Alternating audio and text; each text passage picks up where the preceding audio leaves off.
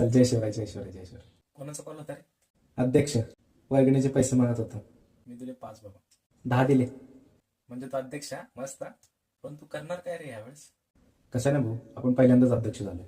पहिल्यांदा तर काय करणार, महाराजांचं मिरवणूक काढणार, छोटा डीजे वगैरे लावून, तर पोरांच्या स्पर्धा घेणार, भाषण स्पर्धा, निबंध स्पर्धा. की एक दिवस अगोदर मस्तपैकी भात बीत करायचं, जेवायला गोडधोड करायचं, सगळ्यांना खुश ठेवायचं. नंतर शेवटच्या आरतीला आपण आमदाराला बोलवू. तर शेवटच्या दिवशी आपली सोय, मस्तपैकी डीजे बीजे लावायचा, नाचायचं, मिसायचं, सगळं एकदम फुल एन्जॉय करायचं भाऊ. मला हे बरोबर नाही वाटत राव. भ्रष्ट अधिकाराची असते आरती. अरे अरे, कुठल्या जगात जगतोय भाऊ? हे नाही केलं ना भाऊ, कोणीच नाही येणार जयंतीला, काळकुत्र पण नाही येणार. आणि असं नाही की आपण काय करत नाही, रक्तदान अन्नदान तर करतोच ना भाऊ. पोरांची भाषणं घेऊन संस्कृती टिकवण्याचं काम करतोच आहे. हो, हे पण बरोबर आहे. काय बरोबर?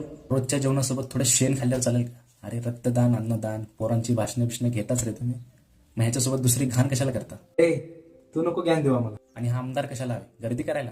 अरे महाराजांना कधीपासून गर्दीची गरज लागली? एवढी जोराचे डीजे वाजून ट्रॅफिक कशाला करता? कोणी सांगितलं? आणि जर महाराज खरंच इथं आले आणि त्यांनी पाहिले तर काय वाटेल त्यांना? जर जयंती साजरी करता येत नसेल ना, प्लीज नका करू. महाराजांना शोधायचं असेल ना, तर अशा पुस्तकात शोधा, सह्याद्रीच्या गळकोटात शोधा. सह्याद्रीच्या प्रत्येक दगडात तुम्हाला महाराज मिळतील.